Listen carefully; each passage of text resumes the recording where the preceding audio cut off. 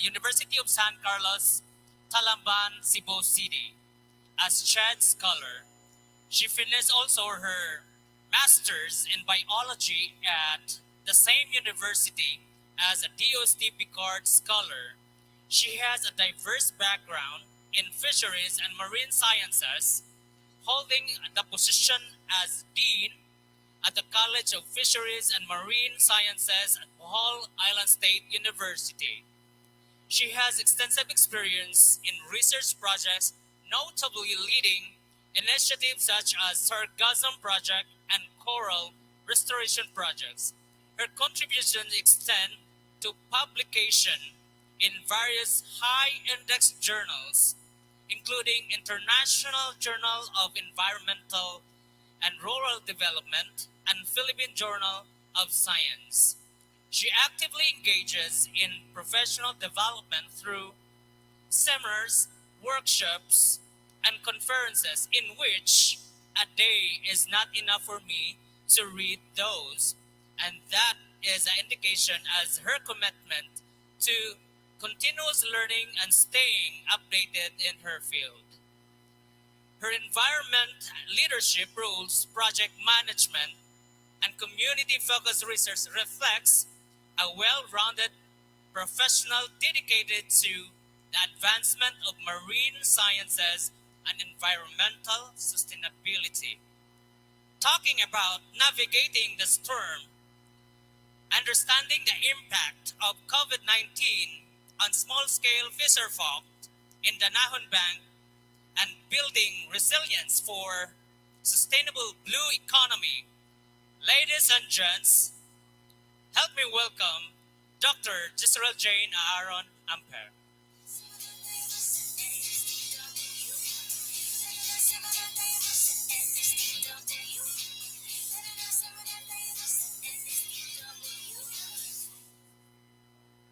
Good morning to each and every one of us.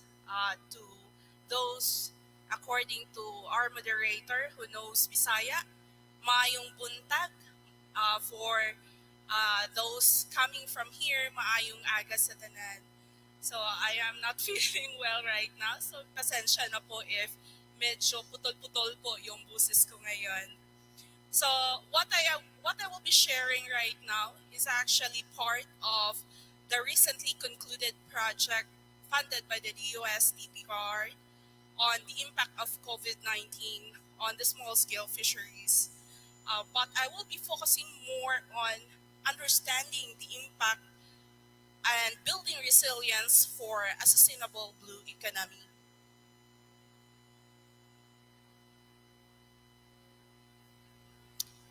So, as we all know, the COVID-19 pandemic stemming from the novel coronavirus SARS-CoV-2 in late 2019 swiftly evolved into a global health crisis, leaving a profound impact on societies worldwide.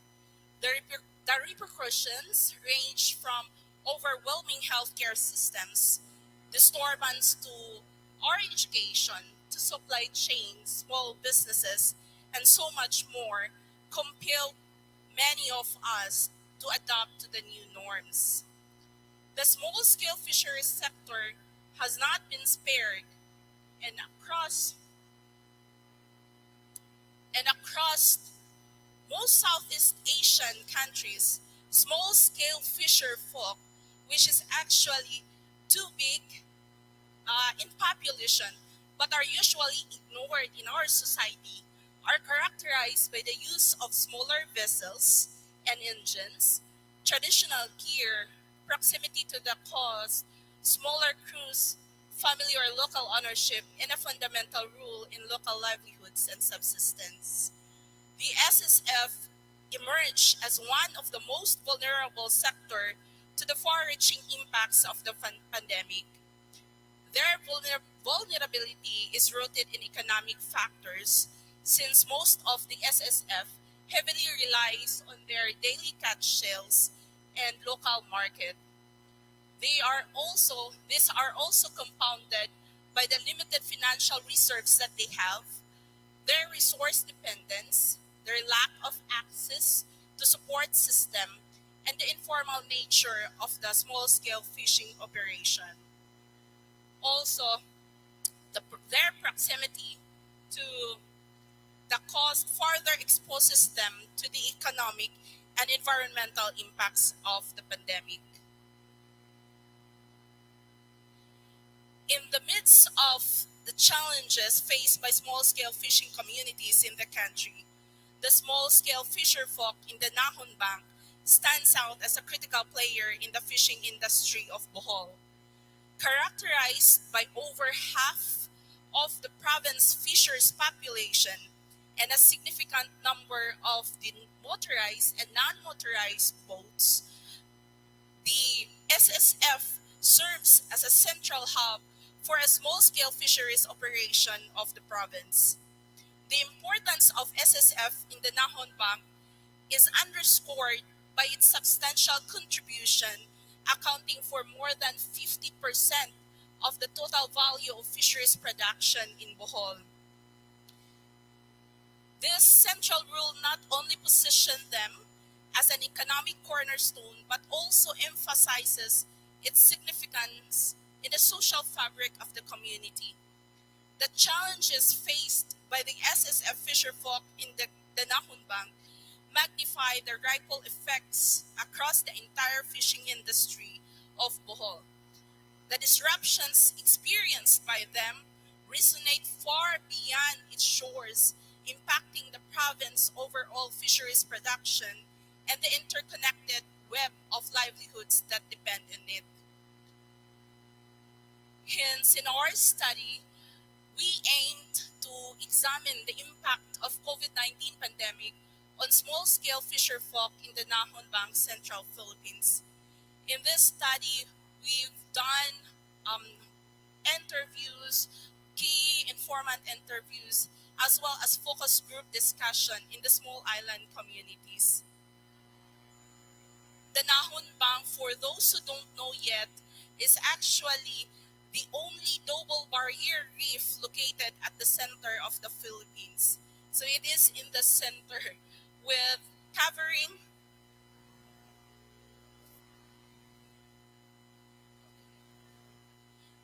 four provinces: Bohol, Cebu, Southern Leyte, and 17 municipalities, of which 10 belongs to Bohol.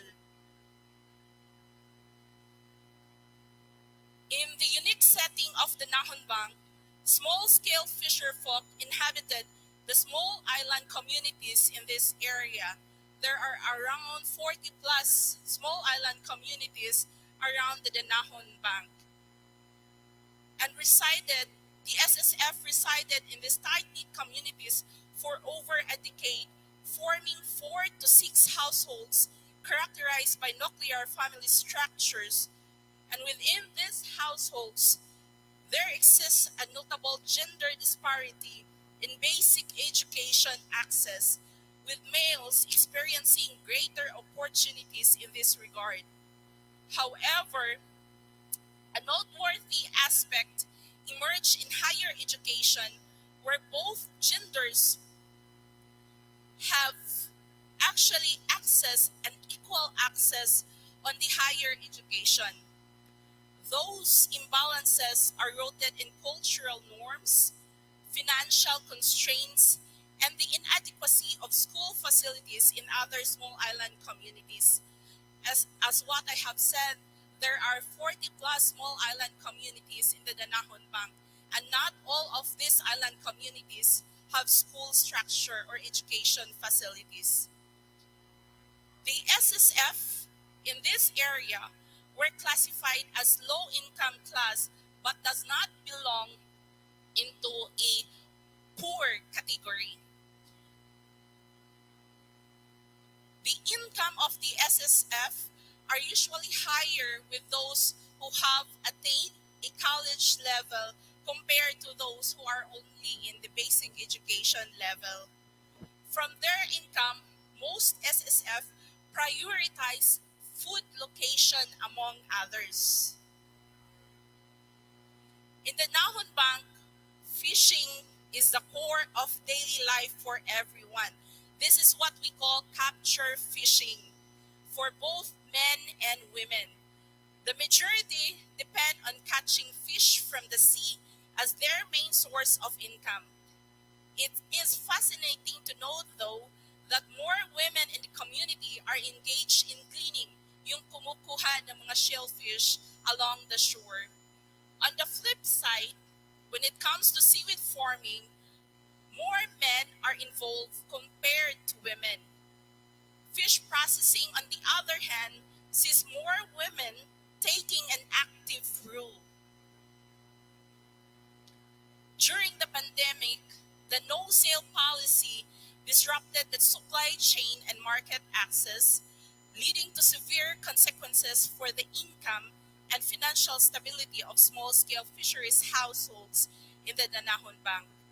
The restrictions on the mobility, with only one member per household allowed a quarantine pass, have exacerbated these challenges, limiting regular marketing activities and causing financial strain.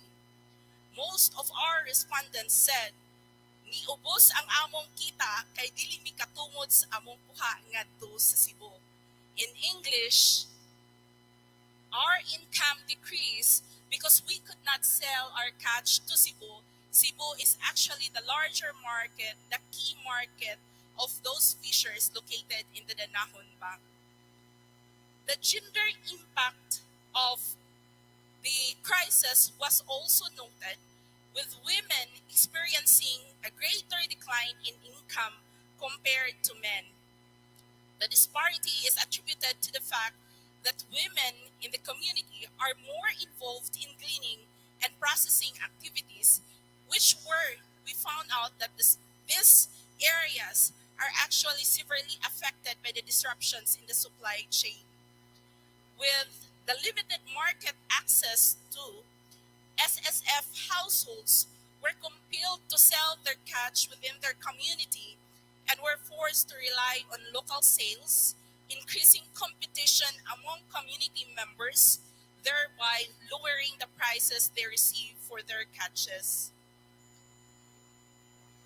Moreover, the compounding effects of the no-sale policies and disruptions in the supply chain have been exacerbated by broader economic challenges, with 66% of the respondents reported joblessness of family members due to massive retrenchment in the manufacturing, construction, and service sectors in the cities.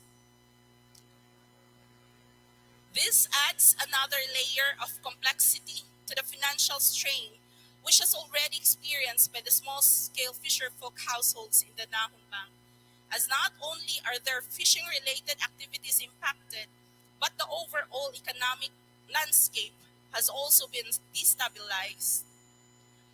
While blast fishing were documented in these areas prior to the pandemic, its prevalence surged during the pandemic, potentially as a response to economic disruptions, a desperate attempt to compensate for diminishing income from each catch. The shift to online learning and modular-based instruction caused an added burden to parents who took the role of the teachers, since most of the mothers, the parents, have only acquired basic education levels. So sinasabi nila, paano kami makakapagturo sa aming mga anak kung kami mismo hindi namin alam kung ano ang ituturo namin. The unstable internet connectivity had also posed a challenge to online learners, because most of the small island communities have limited access to electricity. So they could only access to electric during 4 hours from 6 to 12 p.m. And by this time, dyan din sila nakakuha ng signal for internet. At the household level, surprisingly, there were very few reported cases of COVID-19 infections. Their isolation could be an advantage to them. However, there is an air of paranoia within these communities, which will make an ordinary fever and simple cold a potential COVID suspect and cause for alienation.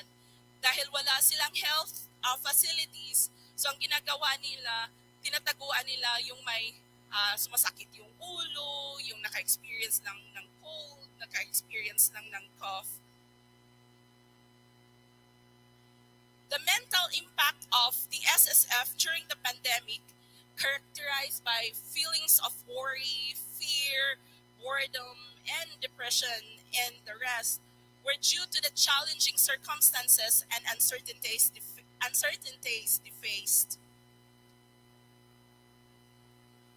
In response to the challenges posed by the pandemic, small-scale fisheries sector implemented a range of coping strategies and innovative practices.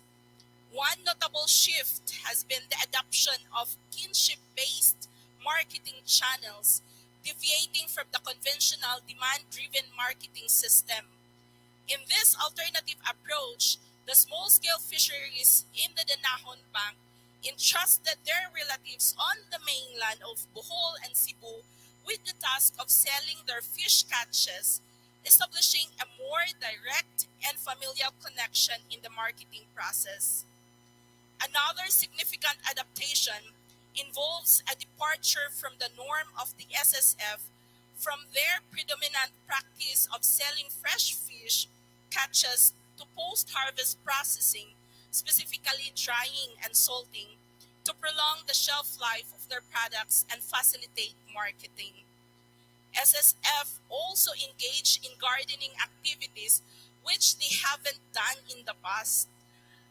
They have done a small garden within their backyards or even within limited spaces inside their homes. Additionally, some ventured also into food vending.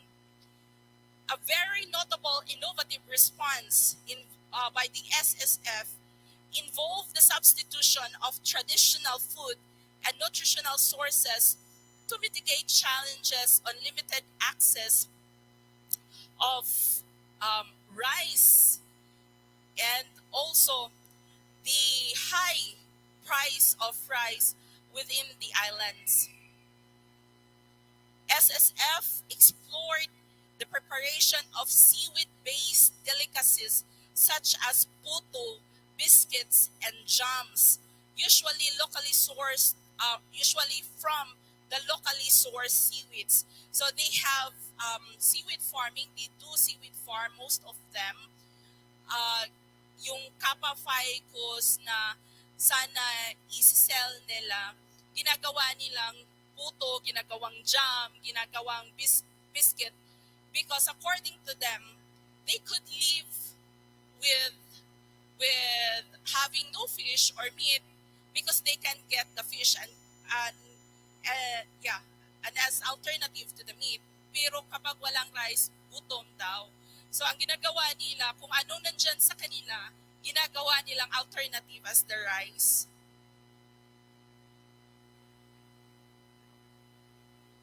So for the perceived impact of government-led program response, the impact actually were diverse and substantial. The majority of our respondents used the aid from the government to address the urgent need for food security during economic disruptions. Free vaccination significantly reduced the risk of contracting infection, underscoring the importance of vaccination campaigns. Smaller percentage directed financial aid towards school supplies, house repairs, medicine, and capital for businesses. A minor proportion invested in fishing gears, highlighting targeted supply for livelihoods. While in general effective in reaching target households, some still claim that the aid they received were insufficient and expressed concerns about biased and politically motivated beneficiary targeting.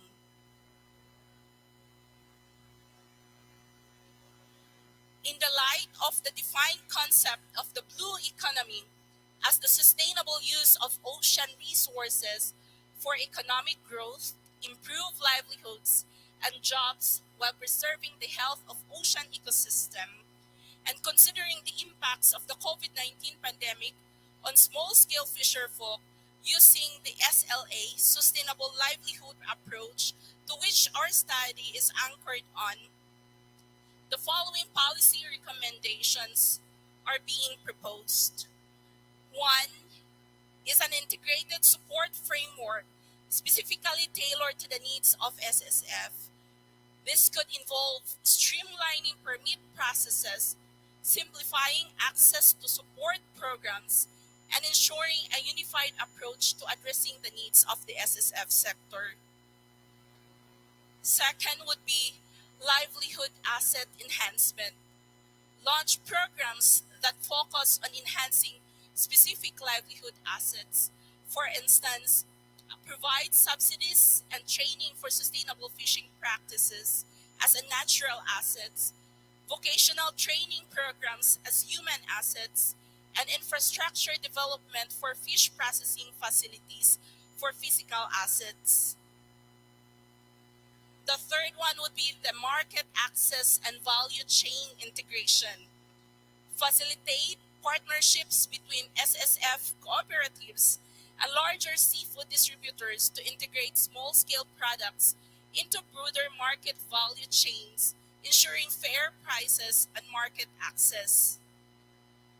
And the last would be the social protection measures to establish a social insurance program, since we found out that most SSF are not actually members of the PhilHealth, to provide health coverage and financial support so that they will not be solely dependent to the government response during shocks or during pressures such as the COVID-19. This could include a community-based health fund or an insurance scheme. Having these four policy recommendations could sustain the SSF when it comes to blue economy. Thank you for listening, and that's all. Right, that was the talk of Dr. Giselle Jane Amber of Bohol Island State University. And now the floor is open for questions and insightful comments. We have the microphone at the center. Just state your name and your affiliation, where you come from, or what institution you are affiliated with. May I ask the live audience?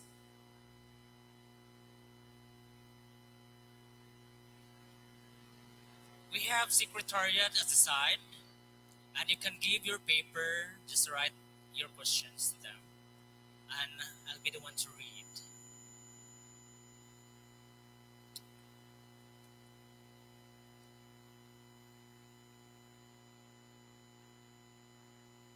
Yes, you're from? Hello, my name is Dania Luisi Aranya. I'm a student from Oton National High School. How did you come up with this research? Did you ever experience or someone you know, or was it a site you saw online? Uh, Frankly speaking, we came up with these studies because, with this kind of study, because we were asked at the time initially by the CVAARRDEC to write a um, proposal related to the impact of the COVID-19. Since it is, I am the Dean of the College of Fisheries and Marine Sciences, so we thought at that time that how about doing this kind of studies to the small-scale fisheries sector in the Nanahon Bank. For the past years, BISO has been doing researches in these areas. And as what I have said, the SSF sector are actually has a huge population, but then these are usually ignored by the society, even in the academe. So In our previous research, we focuses on the environmental aspect, but then we skipped on the SSF, on the fishermen. So, kinoconnect lang namin yung impact sa COVID-19 at saka sa SSF to have a more comprehensive idea para din siguro magkaroon kami ng idea kung bakit ba within Region 7 kami yung maraming kuha ng fish pero kami yung pinakamahal yung isda. So, if you go to Bohol, yun po yung sinasabi nila, we have expensive fish and seafoods in there. So, as I think, parang responsibility ng nandyan sa academe to answer those kind of questions. A starting study to that will maybe lead in there. Thank you so much. Thank you for asking such question. Okay. Do you have another question from our live audience? Okay, ma'am. And for the information of everyone, we are live online. Hello, good morning. Thank you, ma'am, for your very comprehensive report. I'm Shari Lubang from the Crops Research Division of the DOST-PCAAARRD. And we know that impact studies are usually conducted like maybe 5 years after a project or an event. In that case, COVID-19. So I understand that you look into the immediate impacts or effects of COVID-19 and the resilience and livelihood of the SSF. But are there any like studies, follow-up studies to confirm the impact really of COVID-19? This is, I think, the first study, and we just concluded last, I think, July. So, yes po, wala pa pong follow-up, but we did validation through key informant interviews and focus group discussions. So essentially, yung results that you presented are more of showing yung the effects, no, immediate effects, and how they are adapting Yes. now as they navigate the effects of COVID-19. But ano lang naman to, inside, I mean, may comment lang that I think it would be more conclusive on the side of impact assessment if we're going to be conducting it maybe at After a later 5 year. years. Thank Yes, that would be great. It will be noted. Okay, thank you for the question, ma'am. And we will cater one last question from the audience. Or is there a question from online? Okay. Nothing? Okay, ma'am. Mic test. Good morning, ma'am. Good I am Angela Acanto from West Visayas State University College of Communication. So, before I ask you, I would like to thank you for such informative and empowering talk. So, my question is, can you share with us the recent updates regarding the improvement of the Nahon Bank in the new normal, specifically the government programs and interventions conducted by the concerned LGU? Okay. Right now, the DNR actually, the DNR as well as the local government units, the 10 local government units with the academe, with BISU, and the NGO, CCEF, right now, is forming a council, the Nahon Council, that tries to address the common problems of those in these areas in the Nahon Bank, and that includes the small scale fisheries sector. So for the government led programs, they are just doing right now, what we are doing right now is actually more on determining, because we have to, not only this one that we have to identify, we also have to take into account the biological aspect. So right now, we're focusing on the biological aspect. Hopefully, we could integrate also this with, along with the ecological as well as the social aspect. Thank you, ma'am. You're welcome. Thank you. Once again, Dr. Giselle Jane Amber of Bohol Thank Island you so State much, University. everyone.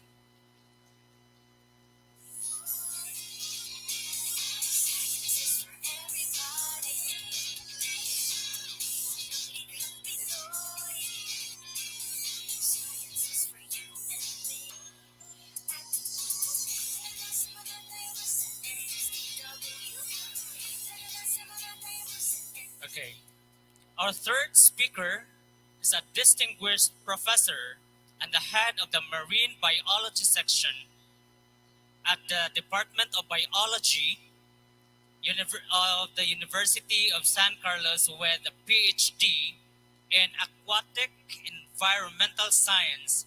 He has held as a key administrative roles, including managing the Innovative and Technology Support Office. His expertise extends to climate change mitigation, evident in his consultancies and research projects focused on seaweed cultivation. He has contributed significantly to the field of co-editing influential books and publishing numerous articles recognized with awards, citations.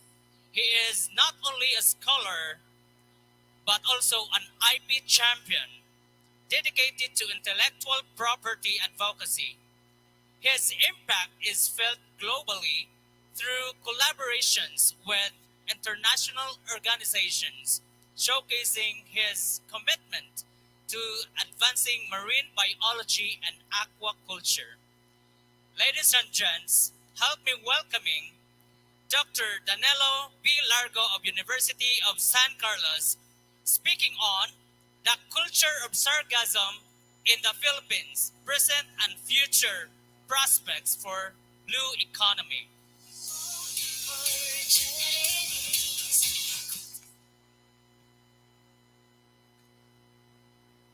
Hello, good morning everyone. Maayong aga, maayong buntag. So, I was assigned this topic for several years. I've been working on sargassum since my administrative work went down sometime 3 years ago. So I devoted myself to doing my own research. So it has been my passion to do research on seaweeds. And so I'm very happy that I was able to do this project way back starting in 2017. So the title is Culture of Sargassum in the Philippines, Present and Future Prospects for Blue Economy. Many of you are not so familiar with sargassum, perhaps because this is a marine organism that is not easily seen, although they are very ubiquitous, sometimes during the year because they form blooms and they float around during around end of the year, so around this time of the year until around January. So just to give you a sort of introduction of what is sargassum, we can say that sargassum is just like a terrestrial plant, no? And you can see in the picture, a floating sargassum, in fact, is not really attached to the ground, but just to show you the different parts of the plant, or we just simply call it a plant because by definition it's not really a plant, but just to have some context on what is this marine organism is all about, this, we can liken this to a terrestrial plant. So you have a marine plant that has a root-like structure. We call it holdfast, and you can see it here. I don't know, you cannot see that, of course. Anyway, that's labeled letter A there, or with an arrow. That's the whole part of the holdfast. That acts like a root and makes them attached to the ground or to the sea bottom. And then the short stem-like part at its axis called a style. This is a very short stem that support the branches that bear the blades and the air sacs, or what is called pneumatocysts or air vesicles. So this keep the plant stand in erect position underwater. So you can see sargassum as a vertical plant underwater and form large canopies. So they are like really underwater forest. And on your right side of the picture, you have the different parts. Very crucial to this study is the presence of a reproductive branch we call receptacles. That's labeled letter D there. No? And the letter E there is the air vesicles. So these are important structures to consider when starting a culture of sargassum. in different parts of the Philippines, sargassum is called by different local names. We call in Cebuano sargassum as samo or kwapo. No? In Bicol region, it's also called almost like kwapo. It's called kolapo also in Tagalog. And then lusay-lusay in Hiligaynon, I don't know if you use this term, but my translator of the manual that I drafted used the term lusay-lusay here in the island of Panay. And then we have Aragan in Ilocano and also Kam-Kam in Tausug. So there are different variations in the terminologies across the country. And many other small islands, maybe they are called different names. So what is it that we are interested in sargassum? What caught our attention about sargassum? Sargassum, by the way, is a brown seaweed. No? I forgot to mention that. It's a brown seaweed, a genus of the brown seaweed. In 2014, the Bureau of Fisheries and Aquatic Resources issued Fisheries Administrative Order 250, which practically prohibits the harvesting of sargassum from the natural population. And it has deprived some coastal communities with some source of livelihood, okay, and also affected the supply chain wherein this resource is being used, no, as fertilizer, as animal feeds or ingredients in animal feeds, and many other components. It's even exported to other countries, especially Japan and China. So this is the administrative order issued in 2014. So, however, this seaweed is also very abundant in other parts of the world. In Atlantic Ocean, it is considered as an invasive species. Okay, in the Atlantic Ocean, a lot of this floating biomass of sargassum and stranded into the shore of the famous resorts in the Bahamas and the Caribbean seas, causing a lot of environmental woes of these areas, affecting tourism and affecting livelihoods. Okay, so in that part of the world, they are so abundant, but in this part of the world, in the Pacific, we are trying to culture them for some important usage. Okay. So, sargassum, as I've said, can form underwater forest. No? Their vertical structures allow a lot of marine organisms to thrive, so they serve as their ecosystem services. They serve as habitat, shelter, or feeding ground, nursery, spawning and breeding grounds for a lot of marine organisms. And you can see here in the picture, these are actual pictures that I took just in front of our marine station in Mactan, of the UEC Marine Research Station. So you can see catfish or hito in Visayas, danggit, of course, and then filefish, wrasse, and sea urchins. These are just among the few organisms that are living within the sargassum beds. Okay. So, no other seaweeds in the tropics can compare the size and biomass of sargassum. It's really one of the very important resource that we can utilize later on for some important applications. So it's the largest among the seaweeds in the tropical region in terms of height, which can attain up to 2 to 3 meters, and biomass of up to 2 to 5 kilograms in weight. And they are considered the kelps of the tropics. So if you have been to temperate countries, probably you have seen these big or giant brown seaweeds. They are called kelps in the temperate region. But in the tropics, we have only sargassum, on the right picture. So if they are in their full mature growth. So what's so important about sargassum other than its ecosystem services? I'll tell you, this is what we miss out because other countries have already utilized sargassum for very wide range of applications. And take note that these are just a glimpse of what sargassum can provide us, especially chemical compounds that are used already in our day-to-day living. No? Now, we have some sargassum alginate as a potential product that we can derive from our own local species of sargassum. Alginate can be used in food industry, okay? And the extract of the alginate extract from sargassum looks like that, brown powder, like sugar. Okay? And they are used in the food industry. They are used as emulsifier, thickener, and stabilizing agent in a lot of foods and maybe desserts, and even your toothpaste and even your mayonnaise. Okay, they contain this important ingredient. And then it can be for protein extrusion, enzyme mobilization, and waste separation in milk and brewery industries. That's for food.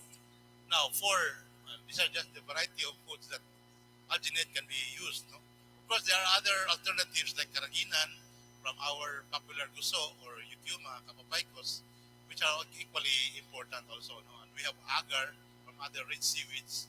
So they are also very important source of those phycocolloids. So these are a variety of food that utilizes alginate. Here in the textile industry also, alginate is used to strengthen yarn, okay? And it can improve color. So you can see the print in our textile as quite impressive because of the separation done by the application of alginate. In the printing and dye industry, of course, there are several, the printing industry utilizes these extracts from sargassum in the form of alginate, and they can retain your quality of the dye powder in its homogeneous form. The biomedical applications, there are a wide range of applications here. Microencapsulating agent for agriculture, microsphere vectors for drug delivery. Dental impression is one important application. If you go to a dental clinic, you can see dentists using this molds, or before it used to be plaster of Paris, now it's sodium alginate. Okay, so very easy to mold our teeth because of this alternative compound. Right? It's also used in radiography agent as radiography agent, strong free radical scavenging activity, showing anti-cancer activities of alginate, and also as prebiotic. And then antioxidative and antimicrobial properties and natural preservatives. These are just a range of biomedical application. Now, in one of the recent development in the use of alginate is its source for the making of bioplastic. Okay, bioplastic, which is now can be used in our food packaging and other alternative containers that will alleviate the use of synthetic plastics, no? Parang polyethylene, etc.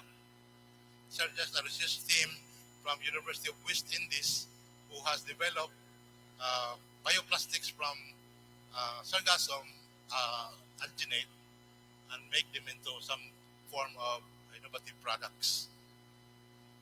Calcium alginate thin film membrane from sodium alginate can also be used as filter for heavy metals to remove toxic heavy metals from wastewater.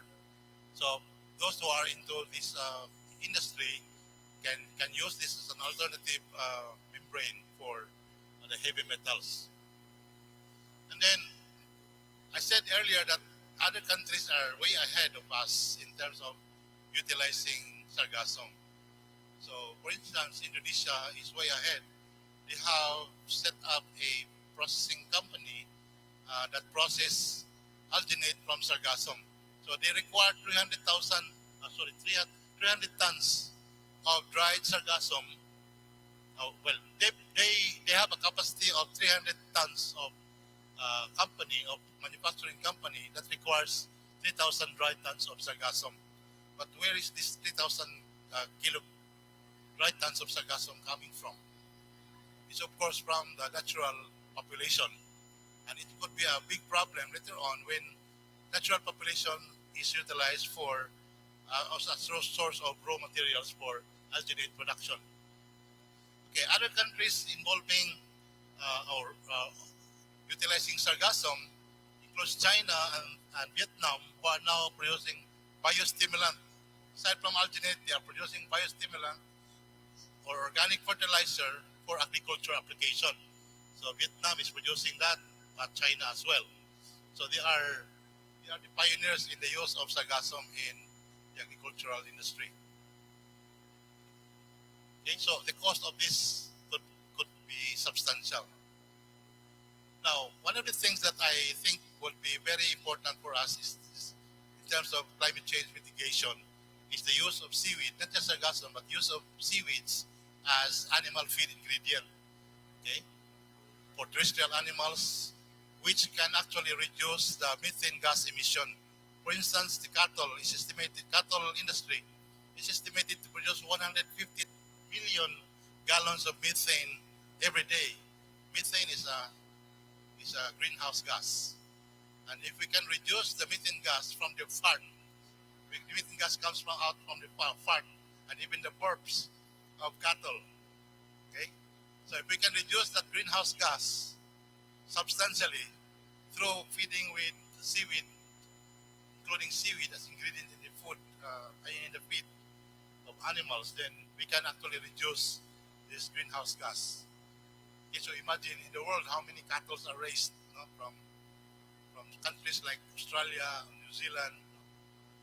Okay, so terrestrial animals can be fed with sargassum mixed feed, animal feed, as well as in aquaculture.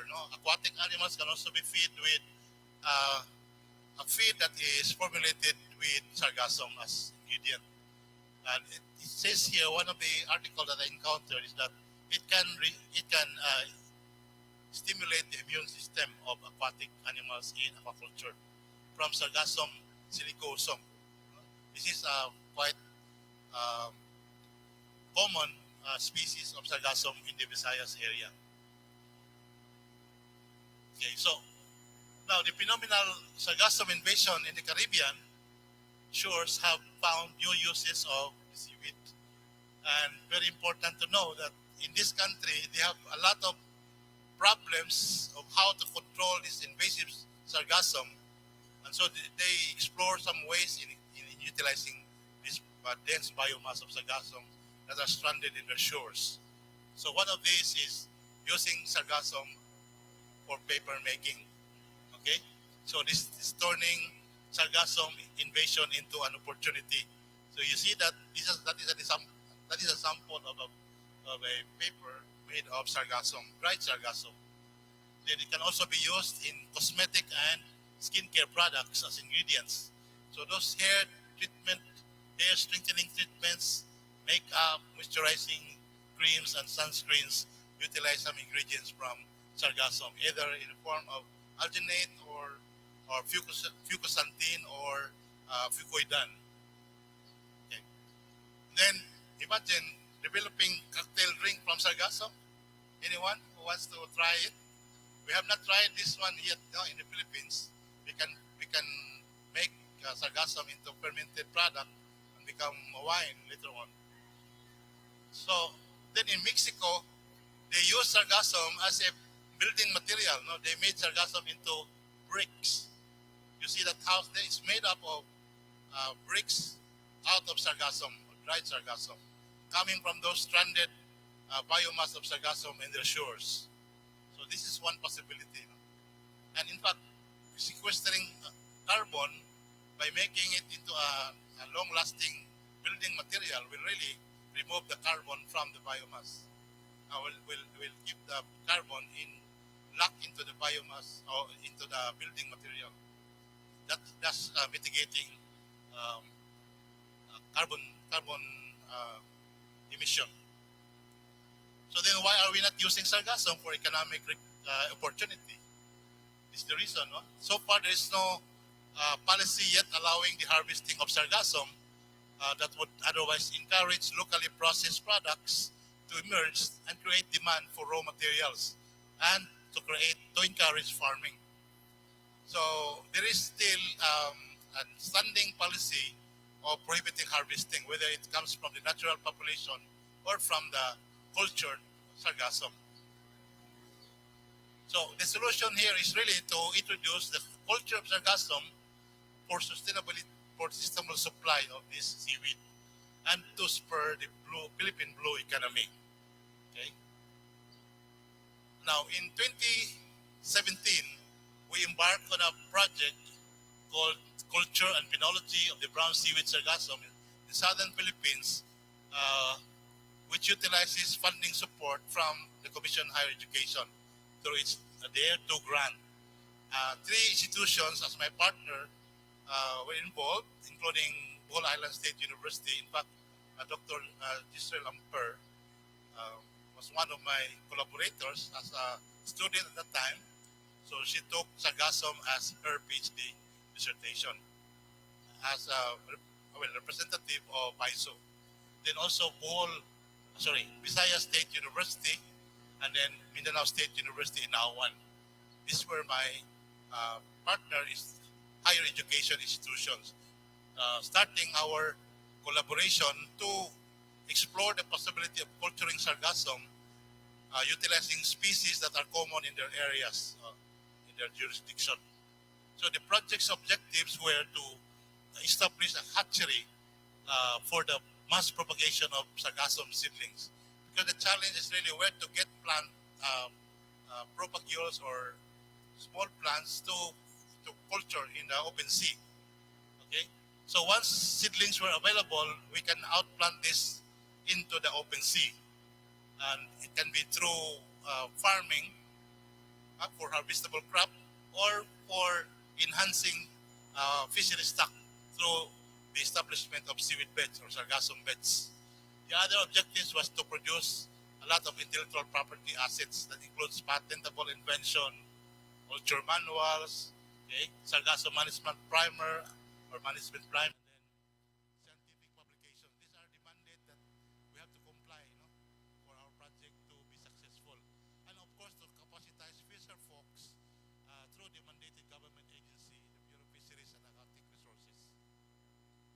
Now, the objective number one, which is to establish a hatchery system for the mass propagation of sargassum, sargassum seedlings, try to explore the possibility of using only one of these two methods of propagating seaweeds, either by asexual method, which which is actually a vegetative method, using fragments, okay, by fragmentation, or using tissues in tissue culture. So these are all vegetative. That using these methods will still end up utilizing natural population of sargassum. So you still harvest the natural population. So we thought of using sexual method. The sexual method involves the use of fertilized eggs that are already existing in nature, and we just recruit them onto artificial substrate. So we can produce these seedlings out of recruited zygotes in a hatchery facility. It's a land-based hatchery facility until they become sizes that are suitable enough for open sea cultivation. So we use this technique. No, this technique was actually not new. It's also used in other countries in China, Korea, and Japan. But nobody has dared to use this method to propagate sargassum as a farm. We are the only Southeast Asian countries, perhaps, to propagate or to culture sargassum in the open sea. Okay? In Southeast Asia, I'm not talking of the Asia, because Japan, Korea, and China are already well ahead of us in this case. So we have attempted to develop. We choose selected species that are common in our respective jurisdiction. Out of 40 to 60 species that are in the literature, we only have to select a few to demonstrate that sargassum really can be cultured. So UEC used sargassum silicosum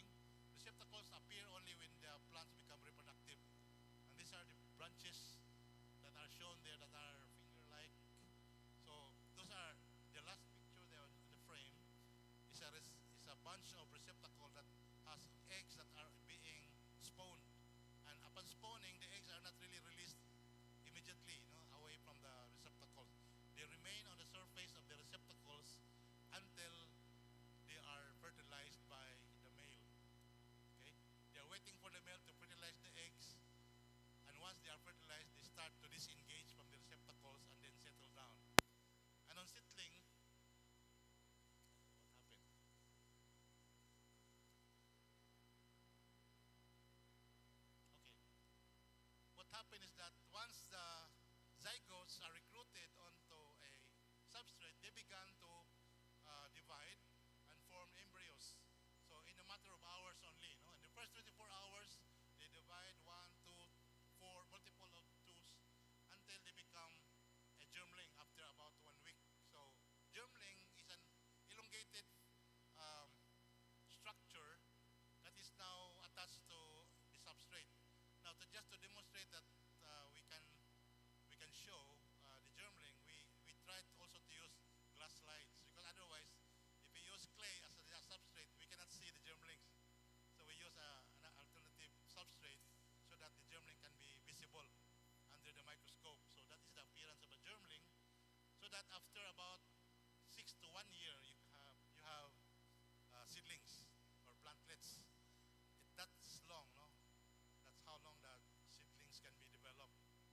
Almost half a year. Okay. So once the seedlings are formed and suitable for transplanting into the open sea, then we started putting them into the open sea by the culture system. This is just to show you the outdoor nursery setup that we have, because maintaining the germlings inside a small tanks, we just improvise the tanks using utility boxes. It takes them a long time to really develop into seedlings. So we put them into an outdoor tanks made of wood, so that they can expand their size quite faster than when they are inside an indoor facility. Okay, so our objective of planting the sargassum into the open sea was started with the appearance of the seedlings on our artificial substrate, which we found clay to be very suitable. We tried other materials like limestone as well as plastic as our artificial substrate, but we found clay to be very efficient in keeping the seedlings intact until they become ready to be transplanted.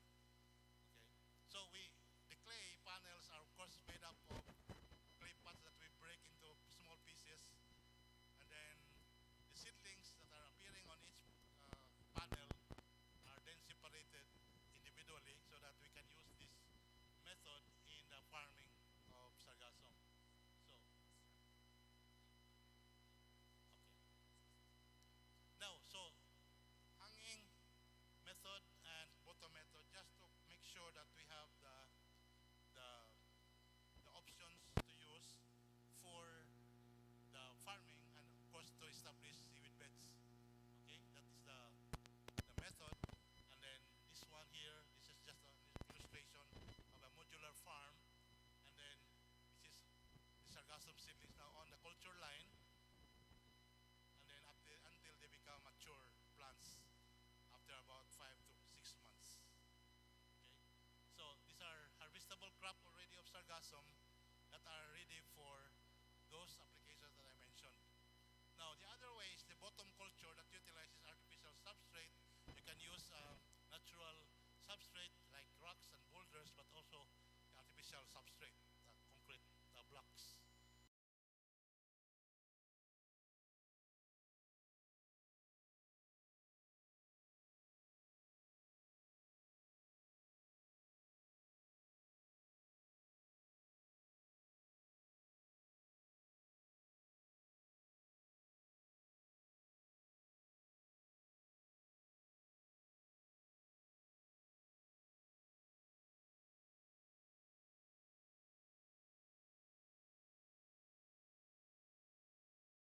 For our challenge was, of course, siltation. That we were not able to grow the bottom.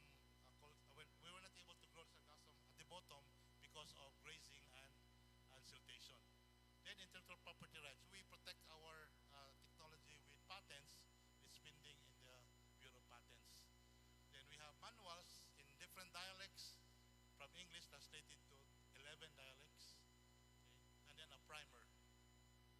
And then these are the publications that we produced. Each institution who contributed to these publications.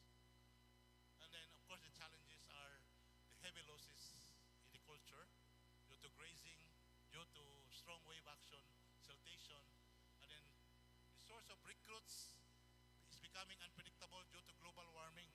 No? Global warming driven changing pattern of the seaweed's reproductive season. At this time, we could not find fertile sargassum that are ready to recruit for seedling production. That's merely a coincidence or just a matter of, I think it's an effect of climate change, really. Then local processors are not yet ready to produce local products from sargassum because what they are using right now is for carrageenan production or agar production. So they are not ready yet for alginate production. Government policy regarding harvesting of cultured sargassum is still wanting. Now, the future prospects, well, the technology is there, but it's up to us to utilize it. No? I'm offering this for one who will go into production, as well as for the LGUs to adopt the method of seaweed bed establishment. So these are the prospects. High value extracts that are mainly derived from kelps can now be sourced from local sargassum. Sargassum can be a local source of organic fertilizer and biostimulants that could lessen our dependence on chemical fertilizer in organic farming. No? So to increase our farm productivity. Sargassum can also be used as animal feed and to boost immune system in animals. Wide-scale propagation of sargassum to produce biomass through mariculture can be a strategy for carbon sequestration or carbon dioxide removal. Okay, so we are committing a 70% reduction of carbon dioxide emission as our commitment to the Paris Agreement. It's only just a few years away. Okay, so if we can expand seaweed culture, not just sargassum, but other seaweeds as well, I think we can meet the 70% target. Promoting the establishment of sargassum beds in barren grounds can also be a strategy for improving ecosystem services. Sargassum culture, if integrated in fish culture, can be also a sustainable form of aquaculture in what we call as integrated multi-trophic aquaculture. And I think these are things that I will not show this anymore because I don't have much time, but hopefully next time I can show some of these pictures. So thank you very much for listening and for your patience. All right, that was a talk of Dr. Danilo B. Largo of University of San Carlos. Now let us open the floor for the final round of questions and maybe insightful comments. We have the microphone at the center. Just approach and state your name and also your affiliations. Yes? Hello, I'm Carlo Enrigano from Otto National High School. Do you think the potential products from sargassum can replace what we currently use, and is it a better source? Excuse me, can you repeat the question? Do you think the potential products from sargassum can replace what we currently use, and is it a better source? I believe so. Yeah, that's the reason why we are offering sargassum as our local source, because a lot of those imported products that we pay in dollars can actually be produced locally. I'm talking here of, say, alginate from kelp can also be produced from local sargassum. Okay, and those applications that I mentioned, these are possible applications that are utilizing local sources from sargassum. So it's a potential, no? An opportunity for us to explore if we want to. If we just content to be importing, we just rely on importation, then it's up to us. But it would help farmers, it would help local government derive income from the production of sargassum through culture. Thank you. Okay, thank you, gentlemen. Since we have this limited time, so we can cater only one question, sir. And of course, if you have questions, just write them. And yeah, another one. Okay, we will cater one, one more. Hello, good afternoon, sir. I just want to ask if there is since it is quite abundant here in the Philippines, is there any food and nutrition related studies in the sargassum, or what are your thoughts in extending or reaching in the food and nutrition in the humans? Okay. Actually, during the review process of my proposal, the Philippine Nutrition Institute. I was actually interested on this. Not because sargassum is an edible sargassum is not an edible species, or it's not an edible seaweed in the Philippines. But if you go to Japan and Korea, they have this what they call hiziki. Those who are familiar with hiziki, this is a sargassum species. Formerly it was Hizikia fusiformis, but then they revised the taxonomy. It's now Sargassum fusiformi, which is an edible species, and I like it very much. I studied in Japan, and every time I go to the canteen, I always order this Hiziki. Yeah. So, but tropical Sargassum, there's no known edible species. But if you say application in food, those food application from extract of sargassum, like alginate, is really one of the applications that we can. And there are studies, I think, in other countries that utilizes natural products for food application with some health benefits. Like fucoidan, I did not mention fucoidan, is utilized as a anti-cancer agent, and that are incorporated in some products. So if you can formulate a drug that incorporates fucoidan, that's an anti-cancer compound, which is actually a kind of polysaccharide. So many other fucoxanthin, karang for health and wellness, like obesity, issues. Fucoxanthin is also utilized. That's from sargassum. The reason why sargassum is brown is because of the pigment fucoxanthin. The fucoxanthin pigment, yeah, which is also found in certain microalgae. Okay. Thank you. Once again, that was Dr. Danilo B. Largo of University of San Carlos. At this time, we will be giving the certificate of recognition to our speakers. And to do the awarding of certificates, let me invite the following VPs in the stage. Let me invite Dr. Melvin B. Carlos, Deputy Executive Director for Administration, Resource Management, and Support Services of DOST-PCAARRD, and also his wife, Marita Carlos, the Director of Applied Communication Division of the DOST-PCAARRD. May I invite also Dr. Pastor Jones T. Denosta, the West CAARRDEC Consortium Director. Also invited here on stage, Dr. Maria Joliet C. Zineza, the VCAARRD Consortium Director.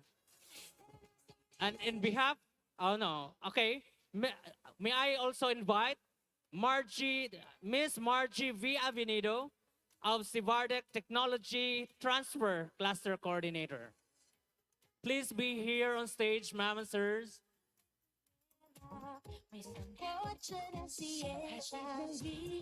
And let me read the citation. Certificate of recognition is awarded to Lilibet A. Bucol of Negros Oriental State University in grateful appreciation and commendable for her valuable time and expertise as a resource speaker during the 2023 National Science, Technology, and Innovation Week Techno Fora, with the theme Navigating Waves of Innovation, Unleashing Tech Potential in Blue Economy Forum, on the topic Charting Seas of Change, Microplastics, Persistent Organic Pollutants, and Blue Economy and Seafoods, Insights from Cases in Visayas, Philippines. Given this on November 23, 2023 at Iloilo Convention Center, Iloilo City, Philippines. Given the 23rd day of November 23, Iloilo Convention Center at Iloilo City, Philippines. Signed, Ivy Corazon A. Mangayaay, PhD. And Director Rowena R. Gelonga, Regional Director of DOST-6. Same certificate of recognition will be given to Dr. Jezreel Jane A. Amper of Bohol Island State University. Please be here on stage, ma'am. And for the information of everyone, me and Dr. Jezreel Jane is part of one campus in Bohol Island State University, Kanday campus. Okay.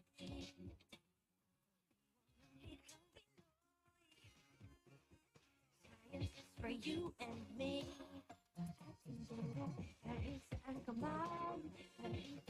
Okay, stand by for the photo ops. And later, we'll be having a group photo opportunity. Another certificate of recognition is given to Danilo B. Largo of University of San Carlos.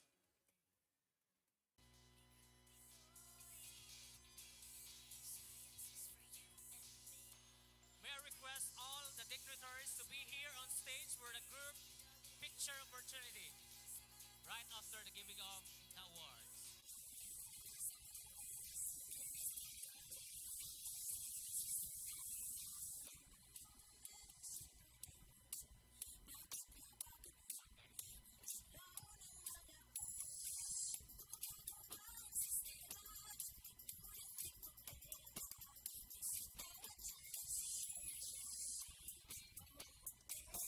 May I request all the dignitaries to be here on stage for the group photo opportunity.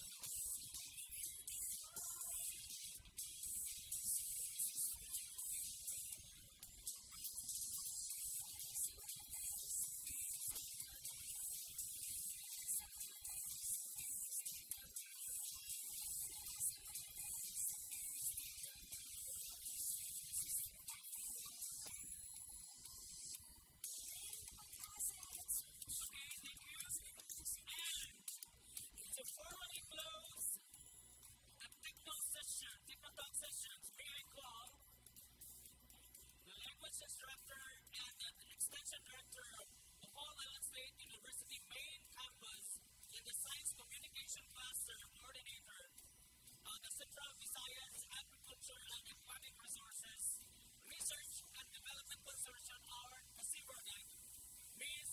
Mary Jane A. Balsinos, for the closing remarks.